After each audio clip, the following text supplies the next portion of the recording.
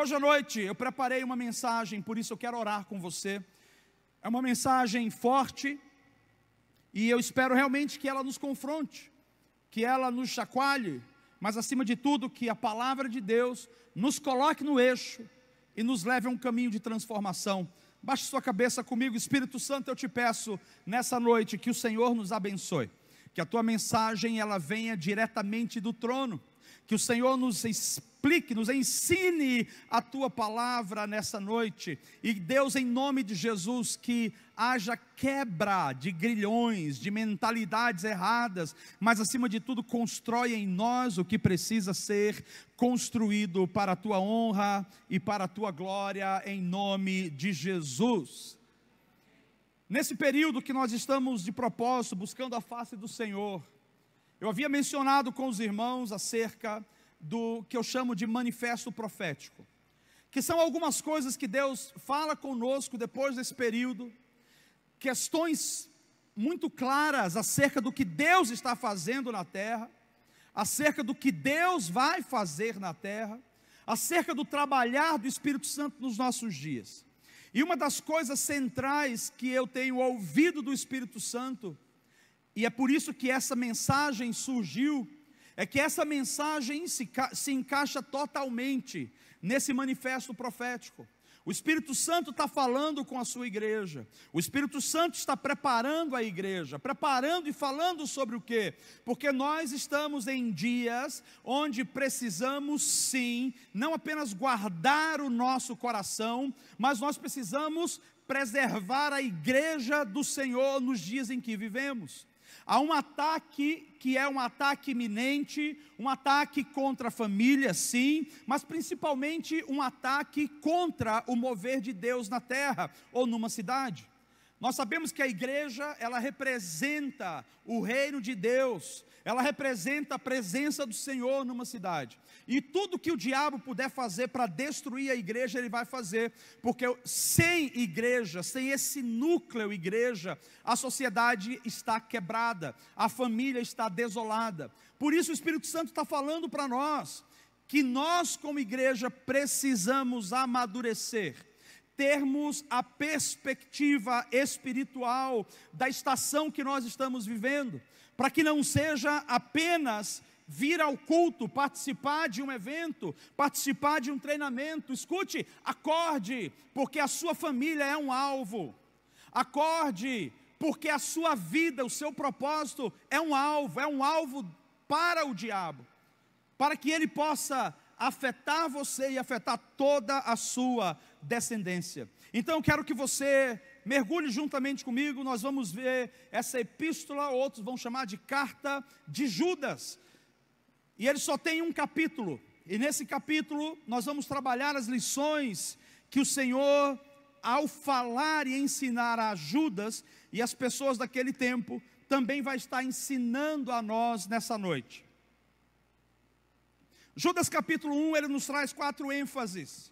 A primeira ênfase é que ele está falando acerca da nossa identidade cristã, e que essa identidade não se baseia no que nós fazemos para Deus, mas naquilo que Deus fez para nós. A primeira ênfase de Judas que ele está trazendo nesse texto é que quando somos cristãos, em nossa identidade cristã, não é sobre o que eu faço para Ele, mas é sobre o que Ele já fez por nós. A segunda ênfase de Judas nesse texto, nesse contexto aqui, é que ele afirma que a importância de preparar a igreja para uma batalha contra os impostores que proclamam uma fé diluída ou uma fé falsificada.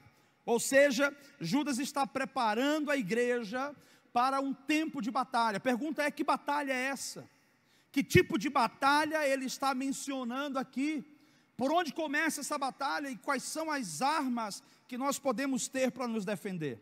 A terceira ênfase de Judas nesse capítulo aqui, ou nesse texto completo, é que ele também nos recorda sobre a natureza imutável de Deus. E nessa natureza imutável nós vemos um Deus não apenas que ama, porque Ele ama, mas nós vemos um Deus que é justo. e dentro da justiça de Deus, nós vemos que no passado, Deus julgou a iniquidade dos homens, ou Deus julgou as ações pecaminosas dos homens. Esse Deus é imutável. Nessa terceira ênfase, ele diz: ainda hoje Deus julga, porque Deus é o justo juiz, e ele vai continuar julgando a terra, julgando o pecado sobre a terra. E a quarta ênfase de Judas, que ele está dando aqui, é que Judas também anuncia as boas novas, ou seja, é chegado um tempo de esperança, para aqueles que não têm fé, ou para aqueles que têm uma fé fraca. Então, ao mesmo tempo que ele demonstra a batalha, demonstra que nós precisamos estar alinhados, que existe um inimigo, que Deus está julgando ainda hoje, ele está falando para nós aqui, mas há esperança. A esperança da igreja é uma esperança convicta, e por isso a igreja está avançando para alcançar outros com esperança.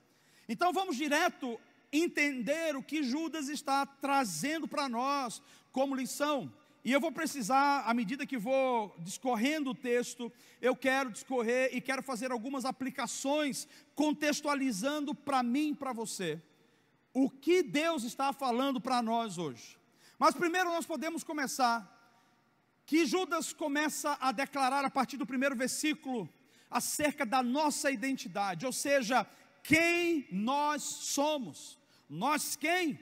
Ele está falando sobre um grupo de pessoas.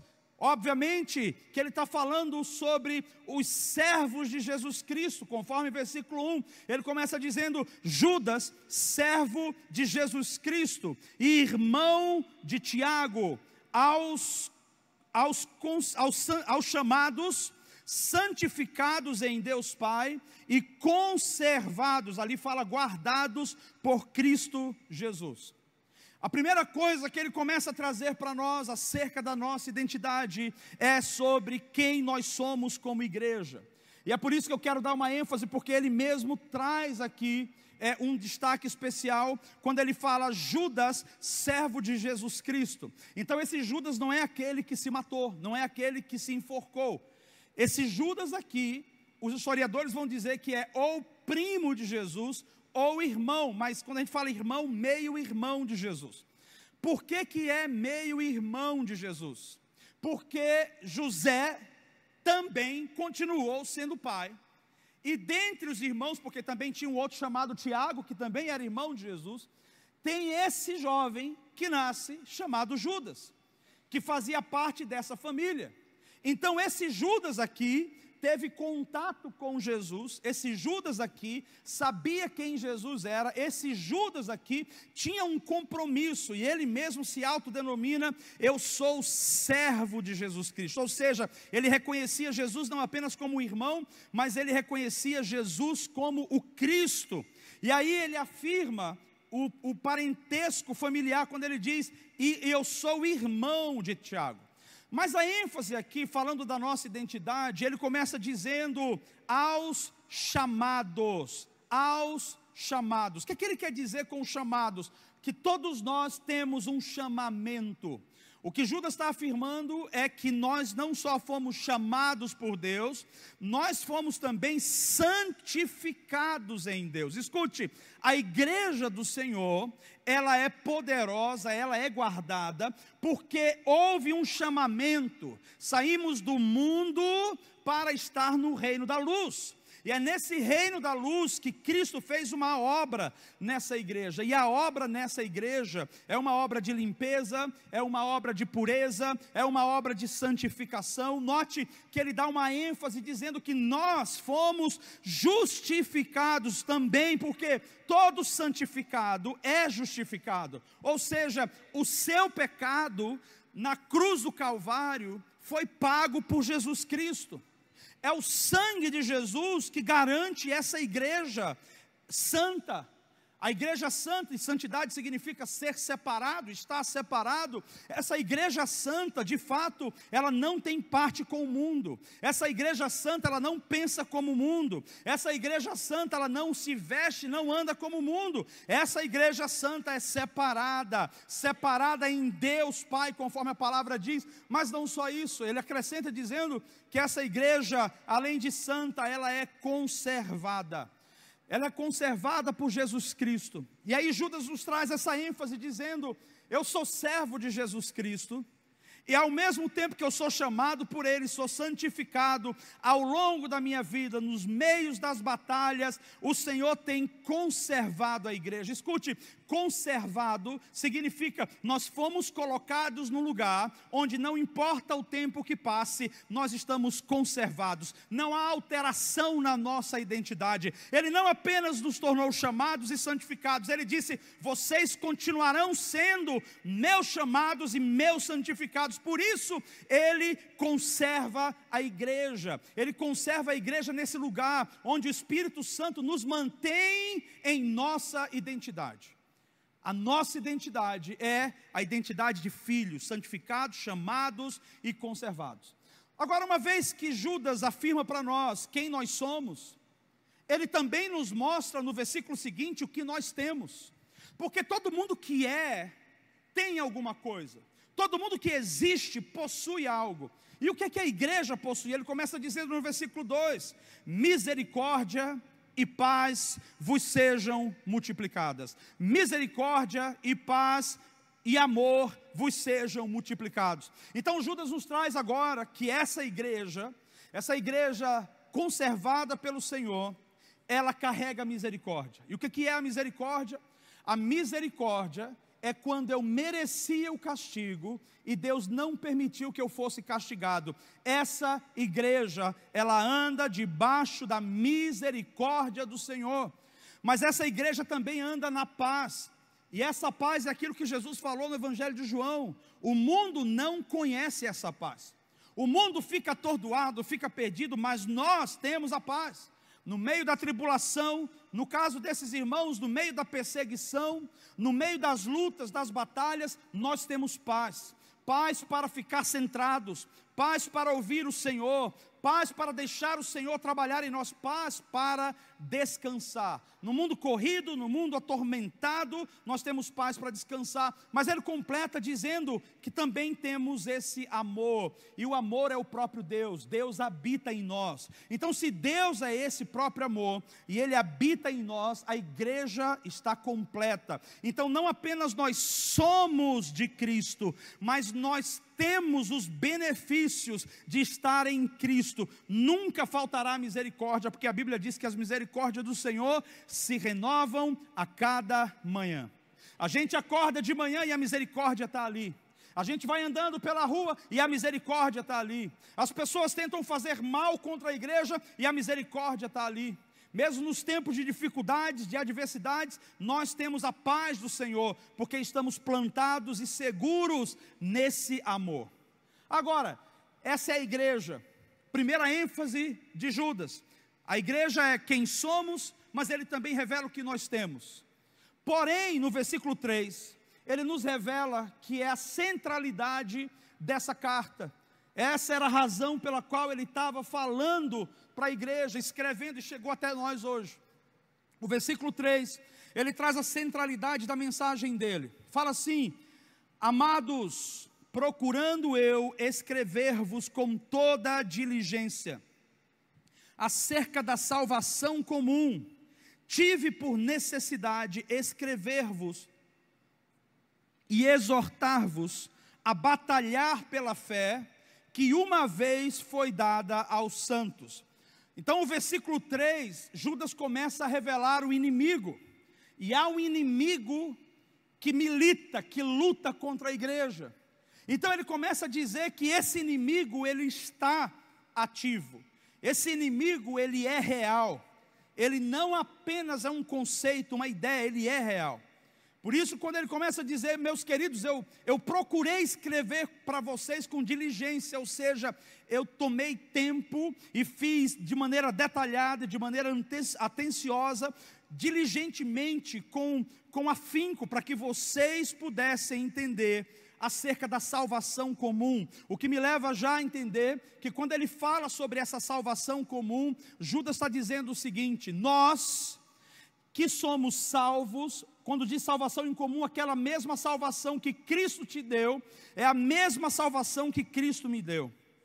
E nesse momento, para esse povo, eles estavam sendo bombardeados, primeiro para que não fossem salvos, segundo, para que eles não levassem pessoas a serem salvas, terceiro, para que eles duvidassem do poder de Cristo, da divindade de Cristo. Então, Judas está preocupado nesse momento, falando sobre essa salvação em comum, e ele diz: eu tive por necessidade escrever a vocês e exortar. Essa palavra exortar é uma palavra forte, porque vamos usar exortar, admoestar, em alguns momentos corrigir ou até alertar. Mas quando ele fala exortar, ele está falando de ajudar as pessoas a entender, mas ao mesmo tempo livrar essas pessoas do desvio, livrar essas pessoas do sofisma, do engano. E eu quero que você preste atenção nisso, porque onde há um inimigo, há um engano. Onde há um inimigo, há armadilhas, há arapucas, calabouços. Então ele está dizendo: eu preciso falar de maneira clara, e eu preciso exortar a vocês, ou seja, cuidado para você não estar dando ouvido ao inimigo, cuidado para você não cair nas armadilhas desse inimigo. A pergunta é: quem é esse inimigo?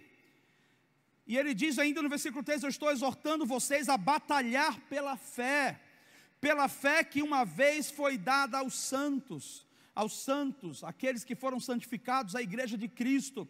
Tremendo, porque Judas está dizendo: escute, essa batalha contra esse inimigo não é uma batalha natural, essa batalha não é uma batalha de armas, de revólver, de espingarda, essa é uma batalha real, é uma batalha que a gente batalha pela fé. Peraí, mas a Bíblia diz que a fé ela vem pelo quê? Pelo ouvir, e o ouvir da palavra de Deus. Já entendemos que a batalha que estava acontecendo naquele ambiente era uma batalha para roubar as mentes, era uma batalha para penetrar o engano no coração, era uma batalha para desviar as pessoas, para gerar oscilação, para que a palavra fosse colocada em dúvida, para que a palavra fosse colocada em xeque.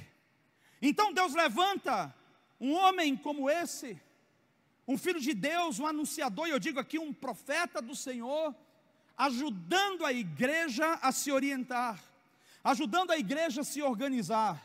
E eu quero fazer o meu primeiro parênteses de contextualização aqui para nós hoje.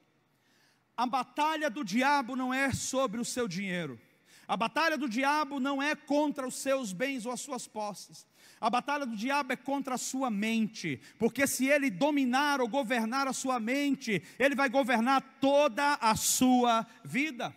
Se você é um pai de família e o diabo conseguir minar a sua mente com dúvidas sobre a palavra, se o diabo conseguir colocar no seu coração engano, verdade distorcida, ele não só vai distorcer ou desviar você, ele vai desviar toda a sua casa, toda a sua família. É por isso que Judas estava falando: eu escrevi a vocês com diligência acerca da salvação em comum.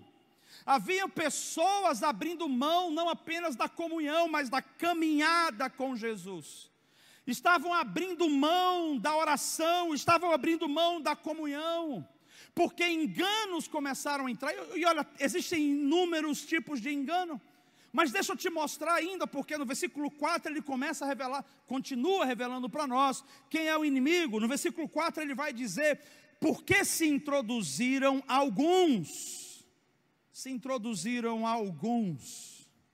que já antes estavam escritos para esse mesmo juízo, homens ímpios que convertem em dissolução a graça de Deus e negam a Deus, único dominador e Senhor nosso Jesus Cristo. O versículo 4 nos coloca de maneira mais clara diante do perfil desse inimigo. Como que é o perfil desse inimigo que tenta acessar as nossas mentes? Bem, primeiro que o inimigo ele é sim espiritual. O diabo é espírito. O diabo não é uma pessoa, mas o diabo ele governa pessoas. O diabo ele manipula, ele controla pessoas. Por isso que ele precisa das mentes. Se ele penetra a sua mente, ele penetra a sua alma e ele governa todas as suas ações, intenções e motivações. Nesse caso, ele afirma para nós, versículo 4, porque se introduziram alguns, ou seja, introduziram, eles entraram, eles tiveram acesso. O inimigo teve acesso. Acesso a quê? A quem? A igreja. Aqueles que são chamados, santificados e conservados. Aqueles que têm consigo a misericórdia, a paz e o amor. O inimigo se introduziu no meio dos escolhidos, no meio dos conservados. E quando ele se introduziu, ele fez morada, ele ficou ali. Porque nenhum inimigo, quando se apresenta com chifres. Porque se ele se apresentar com chifre, duas coisas você vai fazer. Se você for crente de verdade, você vai falar: eu te repreendo em nome de Jesus. Mas se você não for crente de verdade, você vai ligar para o pastor, vai dizer: pastor, vem aqui expulsar, ou você vai correr. Esses homens, esse inimigo entrou, se introduziu. E é provável que encontrou lugar e se assentou, se acomodou e começou a fazer parte da cultura da igreja, da cultura dos irmãos. Escute, todo engano começa depois que há confiança, troca de ideias, de relacionamento. O engano não entra sendo engano, o engano entra por meio de uma verdade distorcida. Então nós precisamos estar atentos, porque inclusive o nosso manifesto profético que Deus está falando para nós esses dias é: o inimigo não está fora, o inimigo está dentro. Rapaz, lá fora ele pode fazer o que quiser, nós estamos aqui guardados, nós somos conservados. Então o maior perigo não é termos o inimigo lá fora, porque a Bíblia diz que as portas do inferno, o quê? Não prevalecerão contra a igreja do Senhor. Ou seja, a gente avança e o diabo recua. O inimigo lá fora, ele foge da igreja. O inimigo lá fora, ele se acovarda. O inimigo lá fora, ele é amarrado. Porque eu consigo ver que ele está tentando arrombar a porta. Eu consigo ver quando ele está tentando trazer dissensão, jogando armadilha, jogando setas. Mas e quando o inimigo está dentro? Como que eu luto com o inimigo? E quando o inimigo se tornou meu amigo, e nesse processo de se tornar meu amigo, ele conseguiu ganhar a minha mente, conseguiu ganhar o meu coração. E eu vou dizer para você, nesse tempo, as pessoas estavam se desviando da verdade. Estavam se desviando. A primeira coisa que acontece com o desviado da verdade: se esfria. Começa a questionar Deus, começa a questionar o tempo de Deus, começa a perguntar por que a palavra é assim. Eu quero mostrar para vocês com clareza. O inimigo que já está dentro, que eu estou dizendo, é o inimigo mais poderoso ou mais forte contra nós. Porque lutar contra aquele que senta do nosso lado é muito difícil. Lutar contra aquele que nós demos liberdade para entrar é muito difícil. Então, pastor, qual é o perfil desses homens? O texto diz, primeiro, que esses aqui já eram filhos da perdição, ou seja, já eram homens que não quiseram se converter, que não receberam a misericórdia, que não abraçaram a graça, que rejeitaram a Cristo, porque estavam cheios de prostituição, cheios de engano, cheios de lascívia, e eles então se tornaram reprovados, longe de Deus, à parte de Deus, e óbvio, usados pelo demônio, se infiltraram, e eles carregavam um perfil. Qual era o perfil deles? Homens ímpios. Você sabe o que é o ímpio? O ímpio não é apenas alguém que peca. O ímpio é alguém que, além de viver na prática do pecado, rejeita qualquer possibilidade de reconhecer que está errado, de reconhecer que precisa se arrepender, e se volta diretamente contra Deus, não aceitando. Esse ímpio, ele joga, ele lança para fora qualquer possibilidade de estar no Senhor. esses homens são ímpios. Mas pastor, como que a impiedade pode entrar na igreja e a gente aceitar a impiedade? Deixa eu te falar o outro perfil deles, aí eu já te mostro como que isso acontece. Eles não só eram ímpios, mas eram são homens que convertem em dissolução a graça de Deus, ou seja, coloca em dúvida a graça.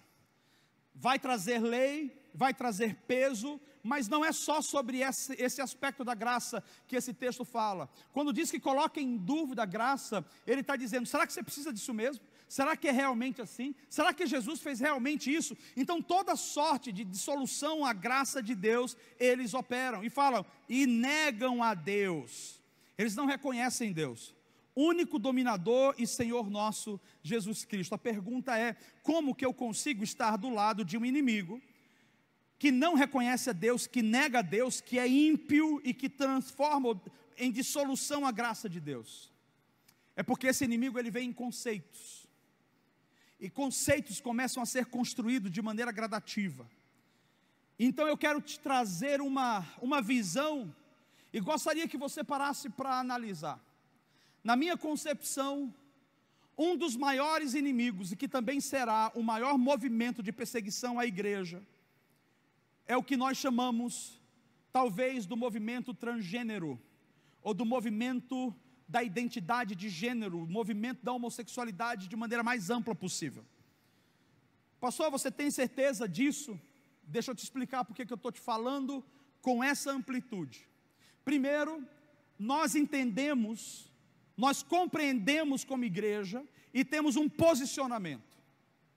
Mas se você ligar a sua TV e se você ligar o seu Instagram, você vai ver inúmeros movimentos hoje, onde o fator da homossexualidade está sendo tratado como normal, como aceitável dentro das igrejas.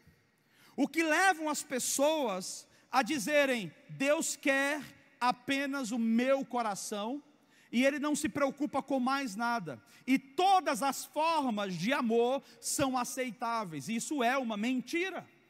A Bíblia não fala sobre toda sorte de amor. A Bíblia fala sobre o amor, um amor entre homem e mulher. Mas pastor, onde que isso se aplica como inimigo no nosso meio? Porque a questão do gênero, ela não mexe apenas com o indivíduo que deseja se tornar, uma mulher que quer se tornar homem, ou o homem que quer se tornar mulher. Não afeta apenas eles. Por trás existe um conceito de dizer, opa, Deus me criou assim. O quê? Deus me criou assim. Não, Deus não lhe criou assim. Deus me criou assim porque eu não escolhi ser assim, eu nasci assim. Então deixa eu trazer para você uma perspectiva. E obviamente, até porque está sendo filmado, gravado, existem inúmeras retóricas e vão dizer inclusive que eu posso ser um pseudo pastor, porque nem cientista eu sou para falar sobre isso. Mas o que eu vou falar para você, de maneira clara, talvez não com termos técnicos, mas eu gostaria de te mostrar uma visão bíblica sobre esse tema. E tendo em mente que o inimigo que está no nosso meio não é o movimento da homossexualidade. O inimigo que está no nosso meio é o movimento da rebeldia, que pode usar qualquer tipo de outros movimentos. Mas vamos lá, eu concluo para você. Quando uma criança nasce, ela está dentro do ventre, ela tem um impacto direto do que está acontecendo na vida da mãe e do que está acontecendo fora da mãe. Primeiro, a Bíblia diz que Deus criou macho e fêmea Deus criou. E a Bíblia afirma sobre a importância de mantermos um casamento e nos multiplicar. Homem com homem não se multiplica, mulher com mulher não se multiplica. Aí vem uma pergunta, não nos multiplicamos, mas a gente pode adotar.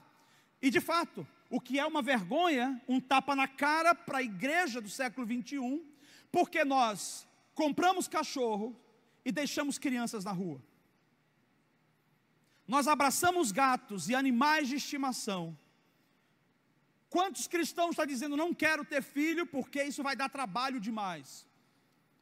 E os movimentos em geral lá fora, principalmente o movimento homossexual, adota crianças. e vai ensinar em cima do conceito que eles acreditam. Escute, eu não sou contra, e nós não somos contra pessoas, mas nós precisamos entender que a Bíblia é clara, e no nosso meio nós precisamos entender que qualquer coisa que confronte a verdade estará colocando em risco a nossa fé. Ou eu estou firmado na fé em Cristo, ou eu vou começar a abrir concessões, e essas concessões não vai ser só sobre isso. Essas concessões daqui a pouco vai ser: será que Deus realmente é assim? Será que Deus pensa isso? Será que eu não posso ter 2 esposas? Será que eu não posso ter 2 maridos? Será que eu não posso roubar se eu tiver fome? Escute, quando a gente baixa a guarda, o inimigo penetra e ele começa a gerar dissolução da graça. Preste atenção, igreja. A criança está dentro do ventre. Deus deu a ela um gênero. Ou ela nasceu homem, ou ela foi formada em homem ou mulher, macho ou fêmea. Aí eles vão dizer: não, mas já nasceu homossexual. Eu digo para você, como que vai nascer homossexual? Óbvio, alguns vão dizer, os cientistas dizem, eu até hoje não vi, de fato, cientistas dizerem que a pessoa vem com uma terceira opção de sexo, de gênero. Não vem, ou é macho ou é fêmea. Nasceu com órgãos específicos, mas eu não quis, eu quis trocar. Então tem alguns pontos. Pode ser natural, de repente, nasce o menino, e quando ele nasce, o meio, o ambiente que ele está, ele recebe uma super proteção, ele não tem uma figura que o ajude. O mundo ao seu redor na escola começa a incentivar, dizendo: primeiro você é bissexual, você não sabe quem você é, testa aí, beija aqui, daqui a pouco você vai se descobrir. Então já começa a mexer na identidade. Então o meio pode ser responsável. O meio pode formar um indivíduo relacionado à homossexualidade. A verdade é que a maioria dos adolescentes que estão enfrentando isso, eles não têm noção alguma, de fato, se eles são homossexuais, se eles são bissexuais. Eles simplesmente estão indo através de sentimentos, porque ao seu redor tem estímulos. Esse é um ponto. Segundo ponto, que essa criança pode dizer: eu recebi ali uma certeza de que eu sou homossexual. Segundo ponto é com relação ao contexto espiritual. E aí, nós vamos fazer um seminário sobre isso. Agora, em breve, a gente vai colocar a data para você. O contexto espiritual diz que a iniquidade lá dos pais que de repente viviam, iniquidade é o seguinte: é o pecado consciente e a rebeldia a Deus, constante. Isso passa para frente. Mas pastor, e a graça? E a graça de Cristo? Escute, a graça está aí. A graça é o favor de Deus. O favor significa: eu estou debaixo disso e eu posso viver isso. Mas o que você me diz quando alguém vem para a igreja, recebeu a graça, recebeu o perdão, mas continua nas práticas? O exemplo da homossexualidade. Eu não estou falando de um deslize. A mulher estava passando, o cara olhou. Eu não estou falando disso. Nós estamos falando de raiz de iniquidade. Raiz de iniquidade, que vai alcançando até a 4ª geração. Do mesmo jeito que a Bíblia diz que aquele que tem aliança com o Senhor experimentará a bênção até 1000 gerações. Então o segredo está aí. O segredo não é apenas saber que existe uma graça. O segredo é entender que além da graça, eu tenho a oportunidade e o privilégio de ser como Jesus. Ou seja, eu não posso me apoiar na graça e dizer: está tudo certo, tudo resolvido, e permanecer uma vida pecaminosa. A graça não é passaporte para você viver como você quer. E eu não estou colocando nada além da graça para salvação. O que eu estou dizendo é: a graça te salvou, mas o sangue de Jesus, o Espírito Santo, o amor de Deus quer libertar você, para que você seja inteiro, completo, é o sozo de Deus. Então não é só a experiência de levantar a mão: eis-me aqui, Jesus, está tudo transformado. Paulo disse: eu morro todo dia, é uma luta. E eu estou dando ênfase a esse ponto, porque esses homens eram ímpios, e homens ímpios lidam com impiedade, tornam puro aquilo que é impuro. Então o fator espiritual de uma criança que nasceu, ela pode herdar sim espíritos malignos, que vai permanecer conduzindo e controlando a vida dela, influenciando ela a viver a homossexualidade. porque qualquer tipo de rebeldia à natureza de Deus é demoníaco. Mas existe um outro fator, o fator químico. Como é que é, pastor? Pois é, um menino de repente estava no ventre, a mãe, por algum motivo, passou por um processo de quase aborto espontâneo, precisou tomar hormônio para proteger. As mulheres sabem, quando o bebê está prestes a sofrer um aborto, toma qual hormônio? Progesterona. Tomou progesterona, imagina se tomou muita progesterona. A tendência é que aquela imersão do hormônio no corpo do menino torne naturalmente aquele menino com um pouco mais de acentuação feminina, por causa do hormônio. Pastor, então não tem como mudar? Não tem como mudar.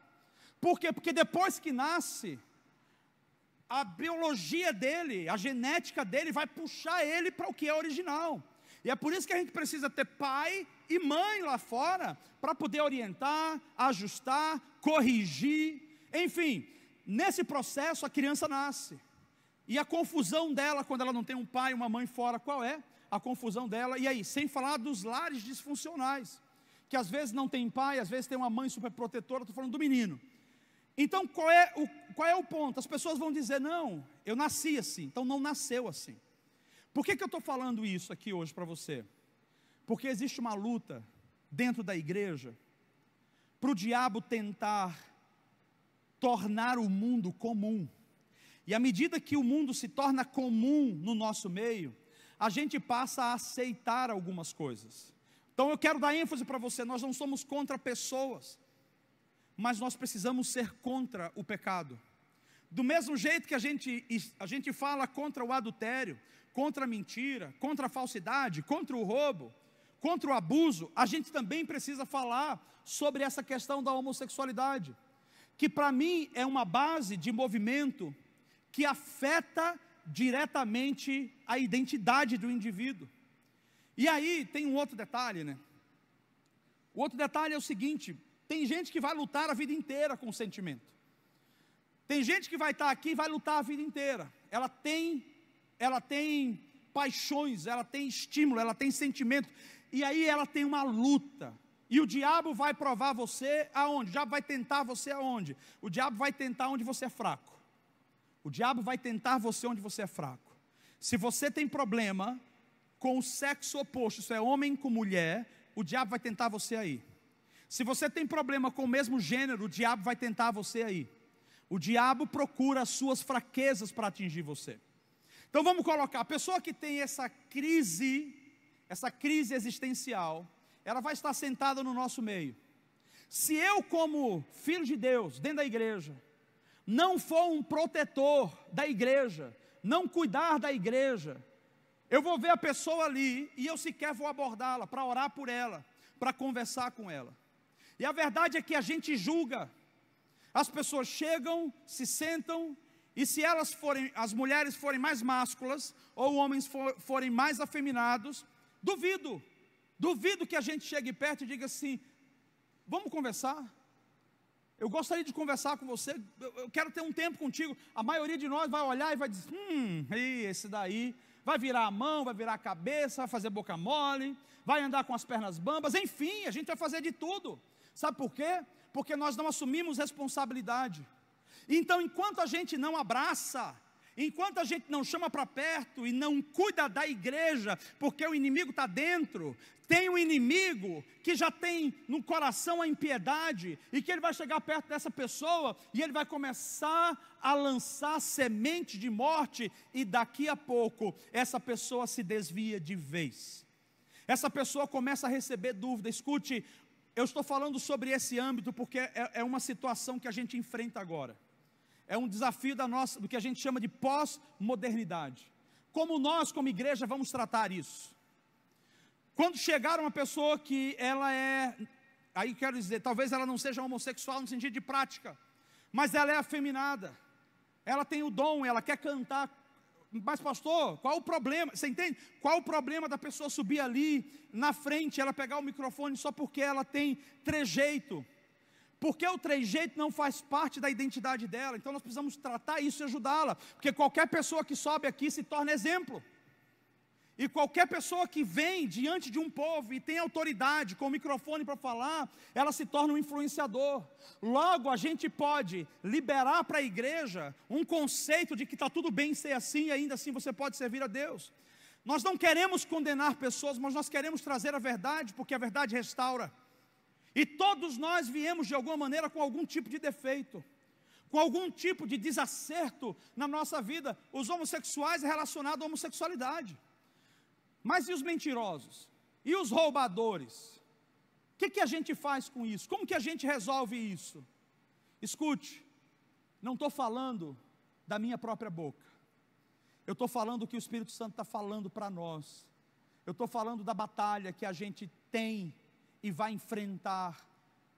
Judas estava falando sobre o inimigo, que o inimigo estava dentro. O inimigo está aqui dentro. E a gente precisa entender que existem características, são ímpios, eles convertem em dissolução a graça de Deus, eles negam a Deus, o único dominador e Senhor nosso Jesus Cristo. Independente do que o inimigo faça, mesmo que a gente não veja, Judas continua e ele diz assim: Deus continua sendo Deus, Ele ainda opera em juízo, porque Ele é o justo juiz. Mas eu não quero esperar que Deus haja como justo juiz contra o inimigo aqui dentro, depois de ter perdido pessoas para as trevas, depois de ter perdido pessoas que debandaram para o mundo por causa das suas paixões. O juízo não é contra você e contra mim, o juízo é contra o inimigo. O que Deus tem para você não é o juízo, o que Deus tem para você é a misericórdia. O que Deus tem para você e para a sua descendência é a graça. Mas às vezes a gente termina recebendo esse peso do juízo, porque nós não estamos firmes no Senhor, então a consequência do nosso pecado nos atinge. Olha o que Judas diz aqui no versículo 5, quando ele começa a revelar: nós não só temos o inimigo, nós sabemos que temos o inimigo está dentro. Não é só a homossexualidade, é a rebeldia, é o esfriamento, é a mornidão, é a avareza, é um monte de problema que a gente carrega, e que a gente precisa entender e pensar: Senhor, esse sentimento é influenciado pelas trevas, para me usar aqui dentro para destruir a minha própria igreja, a tua obra? Ou esse sentimento é um sentimento real que eu preciso tratar comigo aqui, resolver, conversar com um pastor, conversar com um líder? Você vai precisar ter maturidade, porque se a igreja não for madura, ela vai comer veneno de rato e vai morrer achando que é a palavra de Deus. Nós precisamos amadurecer, precisamos parar esse estágio de igreja menina, de igreja fraca na fé, que vem para receber uma palavra, mas sai do mesmo jeito. Versículo 5, Judas vai dizer: mas quero lembrar-vos, como a quem já uma vez soube isso, que havendo o Senhor salvo um povo, tirando da terra do Egito, destruiu depois os que não creram. E os anjos que não guardaram o seu principado, mas deixaram a sua própria habitação, reservou para a escuridão e em prisões eternas até ao juízo daquele grande dia, assim como Sodoma e Gomorra e as cidades circunvizinhas, que havendo-se entregue à fornicação como aqueles, e ido após outra carne, foram postas, por exemplo, sofrendo a pena do fogo eterno. Deixa eu te explicar esse texto, do que Judas queria ou quer hoje revelar para nós sobre o juízo de Deus. Ele dá o primeiro exemplo. O juízo de Deus vem quando ele fala: olha, lembrem-se que Deus salvou o povo, tirando do Egito, da terra do Egito, mas depois destruiu aos que não creram. O juízo de Deus vem para aqueles que saem do Egito, mas o Egito não sai deles. O juízo de Deus não vem para quem é salvo. O juízo de Deus não vem para quem tem uma aliança com Deus. Escute, eu e você estamos debaixo do sangue e temos uma aliança com Deus. Para nós vem a graça e a misericórdia. Para quem é ímpio vem o juízo, porque ele não está debaixo do sangue, não está debaixo da graça. Mas Judas está sendo muito enfático em dizer: o próprio povo incrédulo, que não acreditaram na palavra. Eles foram tirados do Egito, mas Deus precisou exercer juízo sobre eles, sobre aqueles que não creram. Deus destruiu uma geração inteira do povo que saiu do Egito, e apenas a nova geração. Sabe por quê? Porque estavam contaminados. Existem mentiras e enganos que entram no coração e nunca mais saem. Tem gente que não consegue tirar. Vocês já assistiram aquele filme chamado Inception? Não é isso, Anny? Com Leonardo DiCaprio? Inception. Enfim, alguns vão gostar, outros não. Mas fala sobre semear sonhos na cabeça da pessoa.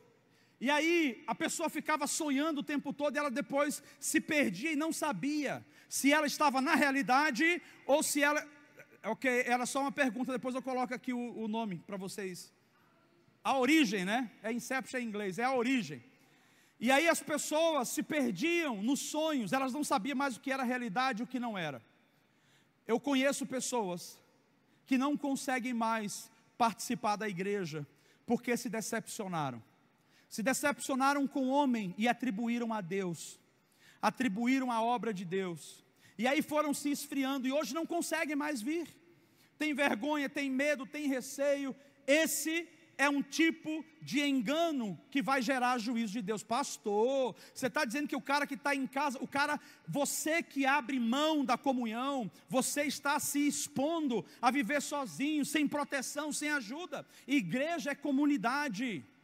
Aproveito para falar para você que está aqui hoje à noite. Nós não estamos fazendo culto para animar você. Você quer animação, você vá para o circo. Suba em cima do carrossel, plante bananeira. Agora, o que nós queremos é ensinar a você a verdade. A questão é como nós podemos ensinar se você não tem ouvido para ouvir. E eu não posso ensinar a palavra pelo seu crivo.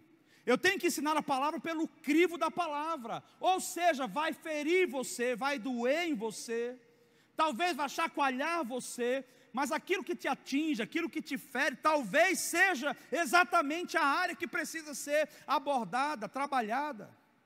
Queridos, nós podíamos ter uma igreja cheia hoje. É para eu virar a cambalhota? É para eu me vestir de chapolim colorado? Ou as pessoas podem ter fome e sede pela palavra? Ou não, eu só vou para a igreja porque eu gosto daquilo, Caramba, como que eu vou servir a Deus? Quando Deus quiser me repreender, quando Deus quiser me orientar, não funciona assim. A gente vem porque é um mandamento. A gente vem porque é 1h30 que a gente está aqui aprendendo a palavra. Você vai sair daqui rico hoje à noite, não só de dinheiro, mas você vai sair daqui rico da graça, rico de conhecimento, rico de entendimento, rico de temor. É assim que funciona. A palavra de Deus é tudo que nós precisamos. Então, primeiro ele coloca que o povo de Israel foi destruído por causa do juízo, eram murmuradores. O segundo exemplo que ele dá é sobre os anjos. Os anjos que serviam a Deus e que rejeitaram a Deus se tornaram a terça parte dos anjos que foram expulsos dos céus. Esses foram também julgados pelo Senhor e foram lançados na escuridão. Mas o terceiro exemplo de juízo que ele traz aqui é um exemplo de promiscuidade, que é o exemplo de Sodoma e Gomorra. Sodoma e Gomorra é o panorama ou o quadro exato do que Deus abomina. Mas óbvio, na pós-modernidade, a filosofia e alguns historiadores ou pseudo-historiadores dizem, sabe o quê?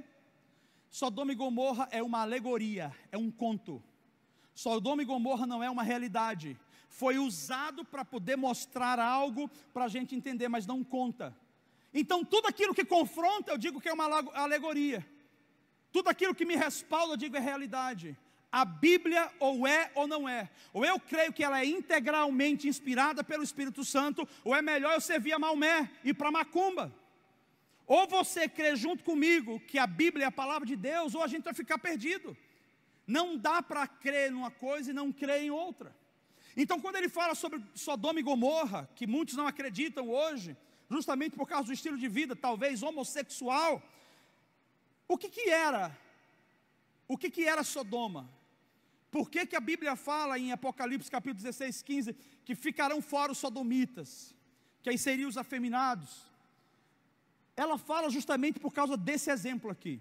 Essa cidade aqui, os homens tinham relações com homens, era uma cidade promíscua, bagunçada sexualmente, era uma tristeza, tão tal, que quando Deus foi destruir, envia 2 anjos, os 2 anjos vão na casa de Ló para livrar Ló. Os homens souberam que os anjos estavam ali, porque aqueles anjos não vieram de maneira espiritual, eles vieram como a gente, carne e osso. Então os homens viram carne nova no pedaço. Quando eles viram a carne nova no pedaço, eles falaram: a gente quer esses caras aí também. Todo mundo aqui dorme uns com outros, por que esses não vão dormir? Vão dormir também. Endemoniamento coletivo. A Bíblia diz que Deus julgou como? Sofrendo pena do fogo eterno. Não é alegoria, não é um conto de fada, é a Bíblia, realidade.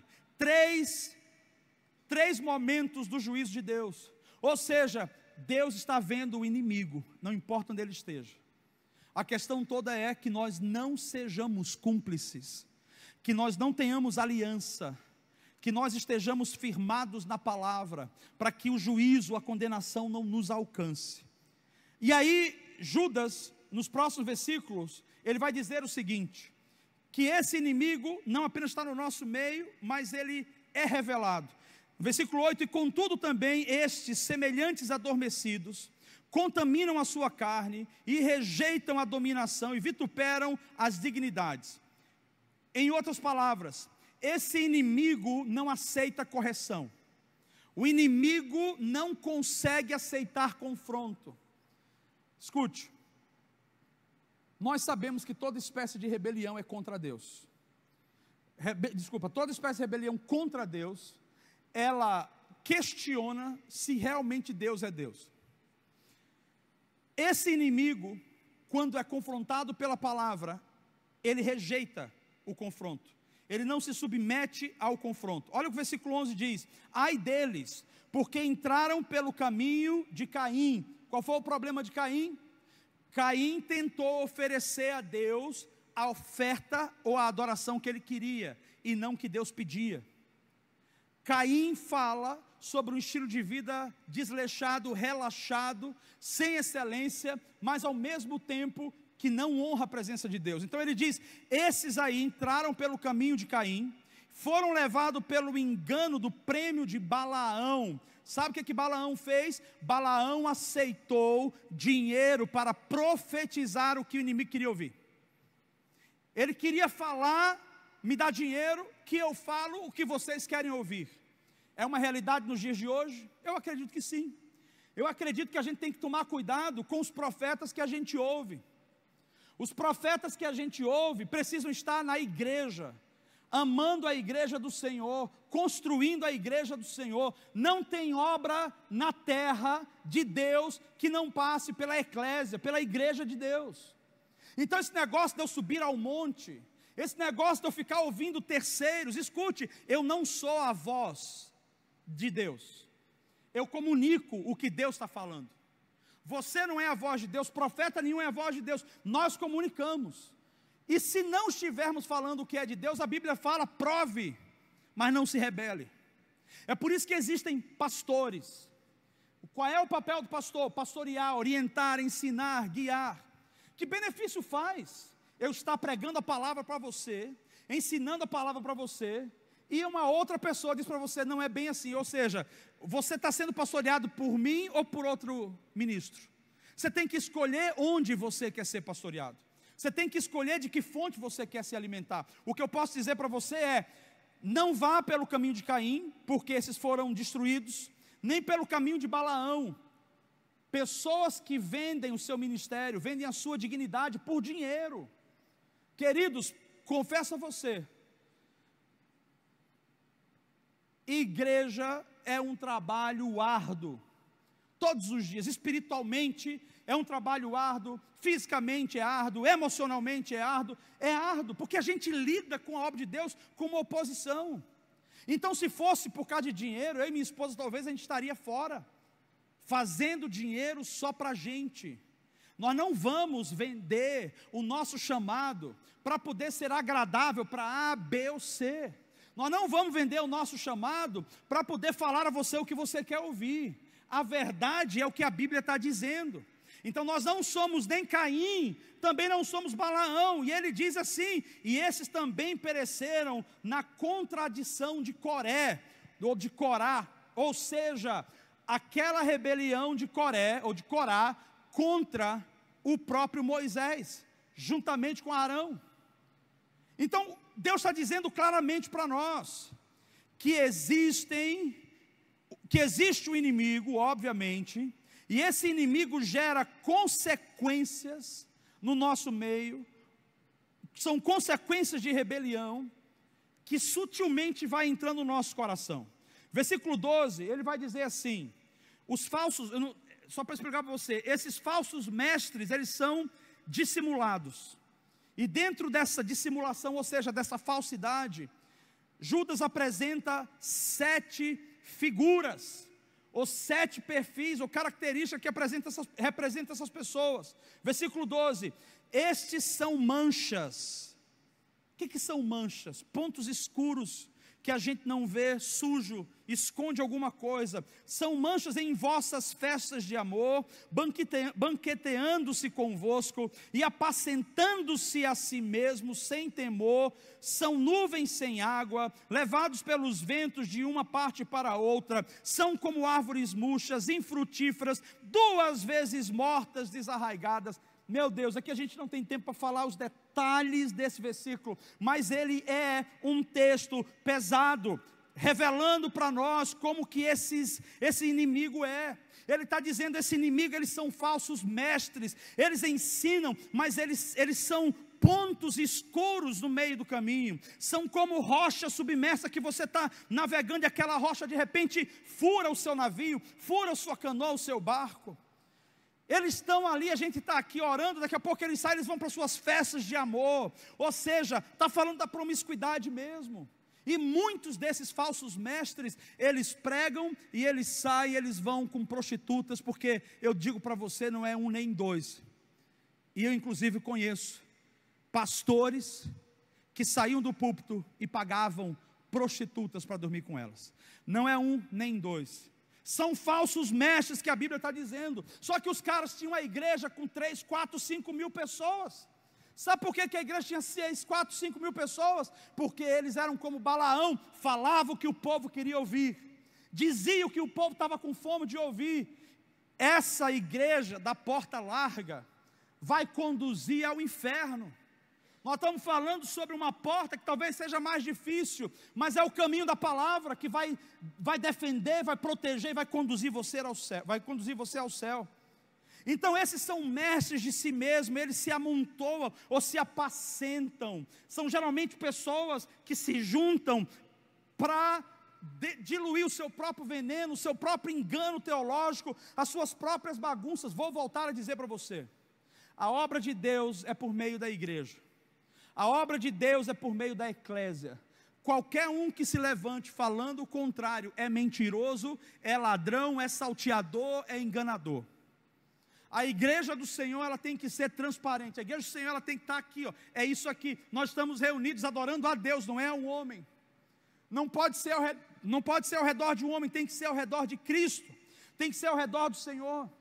Porque senão daqui a pouco a gente tem múltiplos grupos aqui dentro, sendo usados por esses inimigos internos e se tornando inimigos internos, falando um mal do outro, puxando o tapete um do outro, julgando um ao outro. E é assim que o diabo faz, porque um reino dividido não subsiste. Mas olha só, rapidamente para você ver, quais são as características que revelam o coração desse povo, que às vezes, ou somos nós, Deus queira que não, ou que pode estar do nosso lado, Deus queira que não esteja nem aqui hoje à noite. Mas olha só o que a palavra diz. São rocha submersa, eles vão gerar em algum momento um dano a você. Eles aproveitam-se das ovelhas, eles são nuvens sem água. Sabe o que é nuvem sem água? Eu vejo aquela nuvem, agora vai chover. Não chove, porque não tem água. Frustração. Eles geram frustração, porque eles não conseguem bancar Deus, a unção de Deus. Então fala por si e as coisas não acontecem. Mais ou menos assim, ó, vai dar certo. Amanhã você faz uma oferta aqui, uma oferta especial. Deixa eu aproveitar para abrir outro parênteses e falar para você o seguinte. Nós vamos fazer esse seminário, esse treinamento, que envolve libertação, e vai ser para toda igreja. Precisamos crescer em maturidade nisso e aprender o que a Bíblia diz. Mas no final, ninguém vai mandar você fazer uma oferta de remissão ou de resgate. Isso não é bíblico. O que você dá é porque você crê em Deus, não porque você vai ter que pagar pela tua libertação. A tua libertação, aí é a graça, meu irmão. Está na cruz do Calvário, Ele libertou você. E tudo que você fizer, você precisa fazer desse coração de gratidão ao Senhor, e não porque você está pagando. Não se paga libertação, não se paga cura. Você quer ser grato, seja ao Senhor, mas não pagando a Ele ou a nenhum homem. Então são nuvens sem água, eles são árvores sem frutos. Pessoa que muito fala e não mostra é árvore sem fruto. E a Bíblia diz que árvore sem fruto o Senhor corta e lança fora, porque é seca, não produz vida. Eles são ondas bravias, traz sujeira e desastre. São estrelas errantes, ou seja, eles vão conduzir vocês para o abismo. Precisamos estar atentos. Onde está esse inimigo? Esse inimigo está dentro da igreja. E talvez não é um homem sentado, é uma pregação talvez. Talvez é um conceito que entra na igreja, um mundanismo entrando na igreja. Versículo 16, que vai dizer o seguinte: esses são murmuradores, queixosos da sua sorte, andando segundo as suas concupiscências ou paixões, e cuja boca diz coisas muito arrogantes, admirando as pessoas por causa do interesse. Então há esse contraste. A gente acabou de ver que existe esse inimigo, o perfil dele, e no versículo 17 vai dizer: mas vós, amados, vós, eu e você, amados, lembrem-se, significa, já foi falado, lembrem-se das palavras que vos foram ditas pelos apóstolos do nosso Senhor Jesus Cristo. A palavra é a nossa base para que a gente volte. Nós precisamos voltar à base, à origem, que é a palavra. Se você vai ouvir uma pregação na internet, garanta que você está ouvindo algo sólido. Compare com a palavra. Se você vai ouvir uma mensagem aqui, vou pedir para você ouvir uma mensagem nesse púlpito e for antibíblica, você tem a liberdade de procurar quem falou e diga: me mostra por favor, pastor ou irmão, para a gente conversar sobre isso. Por quê? Porque a gente tem a responsabilidade de pregar a palavra. Não temos compromisso com o mundo, não temos compromisso com a mensagem do mundo, é com a palavra. Então ele está dando muita clareza: vós, amados, lembrem-se das palavras, ou seja, volte para as Escrituras. Os apóstolos já estavam nos alertando no versículo 18: os quais vos diziam que nos últimos tempos haveriam escarnecedores, que andariam segundo as suas ímpias concupiscências. Versículo 19, falando sobre os falsos mestres: estes são os que a si mesmo se separam, sensuais, que não têm o Espírito. Estava conversando com um pastor um tempo desse. Meus irmãos, são 21h33. Vou viajar na sexta e preciso entregar essa palavra para você. Tenho certeza que você vai dormir mais em paz, inclusive. Acautelai-vos aí, que hoje a gente vai ouvir um pouquinho mais. Nada tão extremo. Acautelai-vos um pouquinho, por favor. Pedido do vosso pastor. Estive conversando com um pastor e ele perguntou para mim: o senhor acha que eu nasci para ser pastor? Eu digo: por quê? Porque eu tinha uma esposa e ela tinha um cadeado na geladeira. Não dei conta, a mulher não deixava eu comer. Tudo que eu queria comer, não pode. Eu falei assim: eu não tenho como viver. Brigava porque, coitado também, né? Não sei como que era, mas não tinha como comer. Ele disse: separou daquela esposa, casou com a segunda. A segunda não era como ela de fechar a porta ali, mas a segunda era relaxada. Disse que não arrumava casa, não fazia comida para ele. Quando ele chegava assim: pode fazer alguma coisa? Ela falava assim: faça. Casou comigo, você sabia como eu era? Eu não vou fazer nada.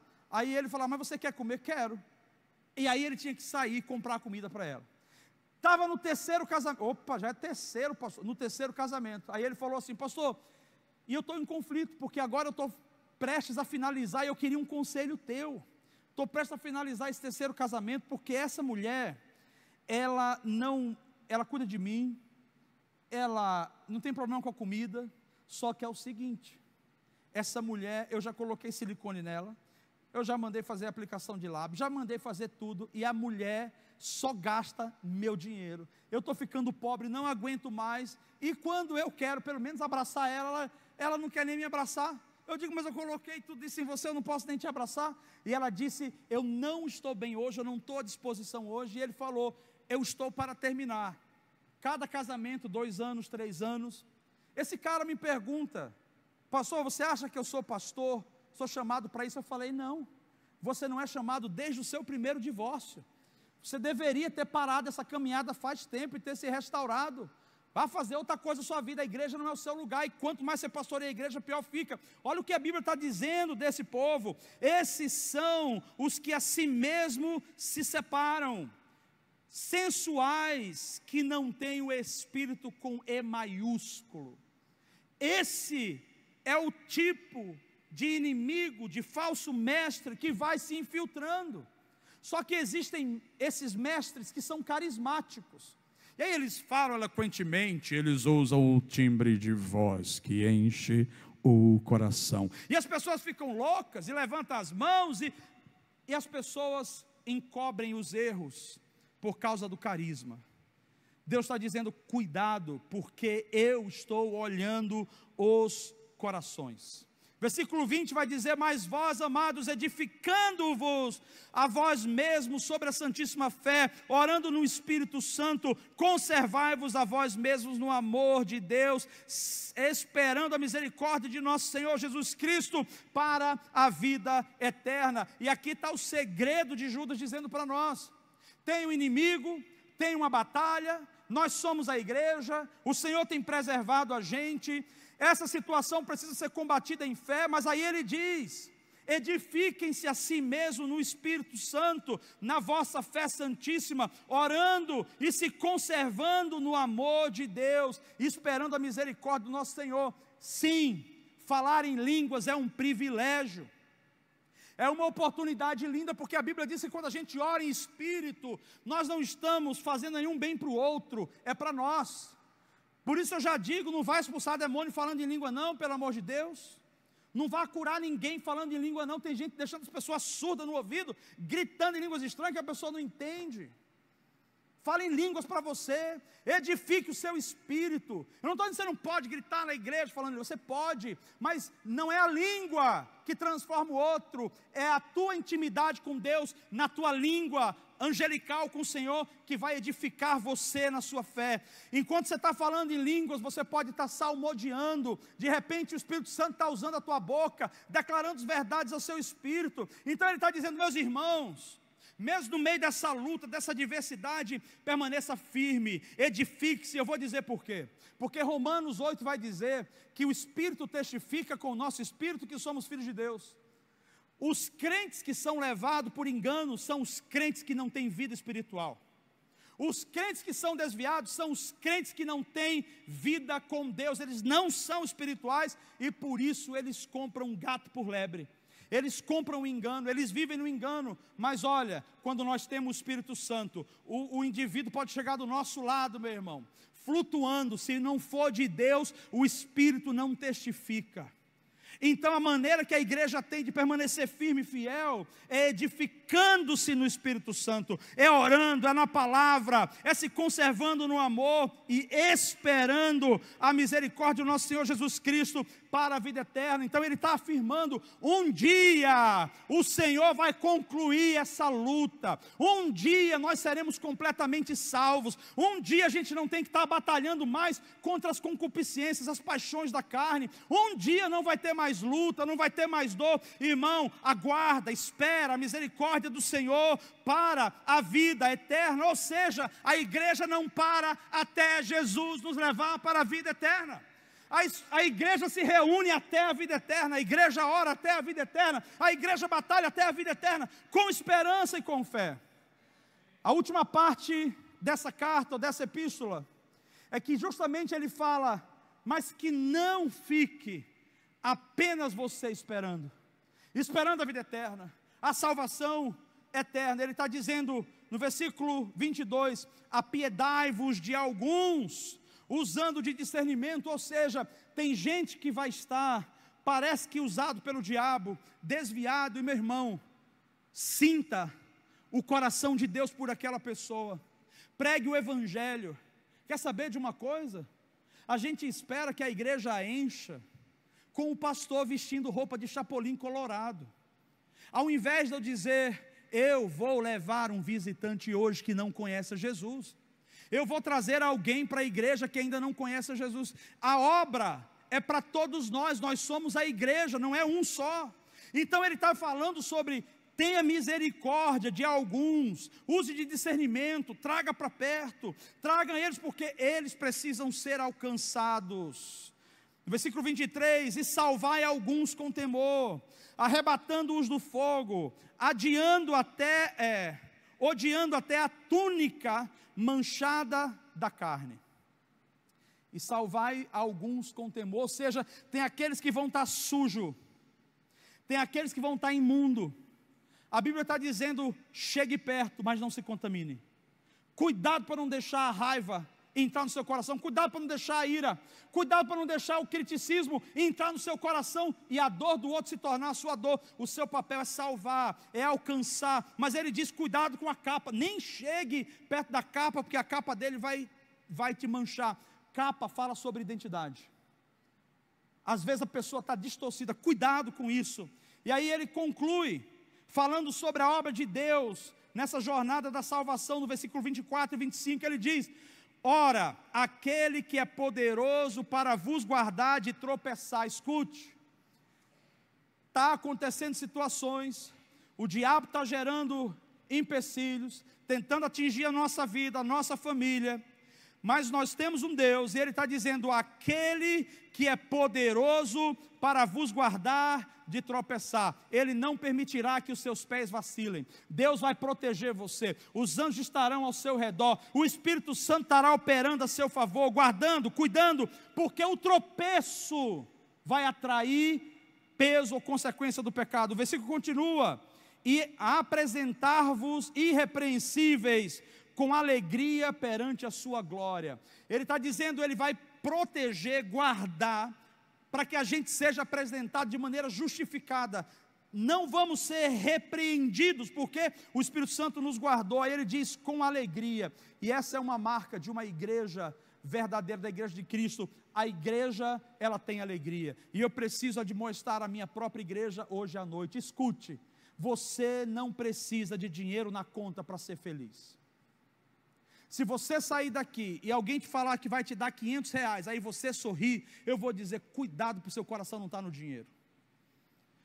Não ficamos felizes porque está tudo bem, ficamos felizes porque temos Cristo. O crente precisa ter um sorriso no rosto. O crente precisa adorar, não porque o ministro, não cantou a minha música. Esse cara, quando ele canta, não canta a música que eu gosto. Paga, vai lá no karaokê e paga alguém para cantar para ti. Mas aqui na igreja nós estamos adorando a Jesus, e quando adoramos a Jesus, não é um indivíduo adorando para conduzir você, é nós adorando juntos, você adora aí, a gente adora aqui. A pergunta é, por que está tão triste? Por que está com essa cara de cansado? Por que está com esse olhar de luto, toda hora dificuldade, toda hora Oh Jesus, eu estou feliz, está falando aqui para ter alegria, eu estou tendo alegria. Toda hora a gente fica carrancudo. Meu irmão, isso não é Deus não, isso é demônio. É demônio que fica atormentando você para ficar triste, para ficar para baixo, angustiado. Mas estou muito cansado. Beleza, bem-vindo ao mundo dos negócios. Enfim, no mundo dos negócios a gente fica cansado.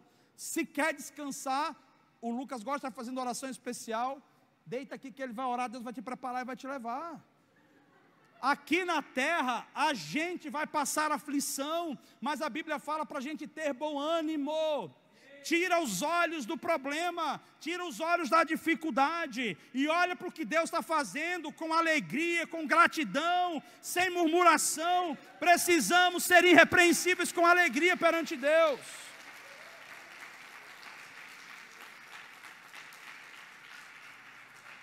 E o último versículo para encerrar diz: ao único Deus sábio.